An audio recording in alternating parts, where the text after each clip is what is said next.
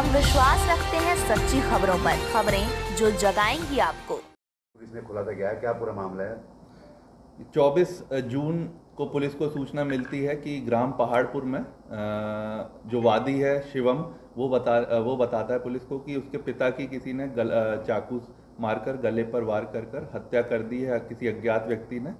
और इस तहरीर पर थाना नागल पुलिस पर मुकदमा पंजीकृत हत्या का किया जाता है। और इसमें वरिष्ठ अधिकारी एवं फील्ड यूनिट मौके पर जाते हैं। मेरे द्वारा भी घटनास्थल का निरीक्षण इसमें किया गया। इसमें यह पता गया कि 23/24 की रात्रि में ये घटना हुई थी, जब वह ट्यूबवेल पे अपने खेत में जाके सो रहे थे। इसमें हमारी 3 टीम्स थाने की लगी हुई थी, साथ ही एक सर्विलांस और स्वाट टीम भी लगी हुई थी। इसमें गांव में गोपनीय रूप से इस दौरान हमने जानकारी करी, इनकी किस किस से दुश्मनी थी, इनके क्या क्या विवाद चल रहे थे, ये सारी चीज़ें हमने करी। तो धीरे धीरे यह पुलिस को पता चला कि जो घर विवाद था वो इनके घर के अंदर ही था। पिता पुत्र का अक्सर झगड़ा हुआ करता था पैसे के लेन देन को लेकर। ये जो पुत्र है जो कि वादी था, बाद में इसी का नाम प्रकाश में आया कि इसी ने अपने पिता की हत्या की है। अभियुक्त जो है शिवम, उसको आज सुबह थाना नागल पुलिस ने गिरफ्तार किया है। और इनकी निशानदेही पर जो घटना में प्रयुक्त चाकू था वो भी इन्होंने बरामद किया है और आज इन्हें माननीय न्यायालय के समक्ष पेश किया जा रहा है। इनसे जब पूछताछ हुई तो इन्होंने डिटेल रूप में बताया। इन्होंने बताया कि कुछ महीनों पहले घटना से इनकी शादी हुई थी। इनका जो सारा पैसे का लेन देन था वो पिता के द्वारा ही किया जाता था। इन्हें खर्चे के पैसे भी नहीं दिए जाते थे अपने पिता के द्वारा। और जो बताते थे कि इनके पिता पर काफ़ी कर्ज था, जो कि उन्होंने अपने ज़मीन की 4 बीघा ज़मीन जो है बेची।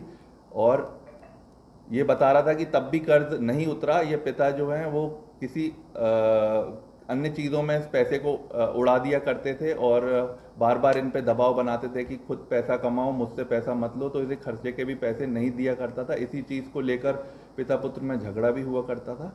यह चीज़ पुलिस को गोपनीय रूप से गांव में मुखबिरों के द्वारा भी पता चली। फिर जब इसे सख्ती से पूछताछ किया गई तो इसने घटना कबूल किया और घटना में प्रयुक्त जो है आला कत्ल भी बरामद किया और आज इसे गिरफ्तार कर माननीय न्यायालय। सर, इसमें बताया गया है कि रसोई से घर पे चाकू लेके गया है, बीवी के लिए वैसे मांगता, तो क्या ये कहना है कि इसकी बीवी भी इसके साथ कुछ शामिल है? जी, इसकी जो वाइफ है वो घटना से करीब 4-5 दिन पहले ही अपने मायके चली गई थी।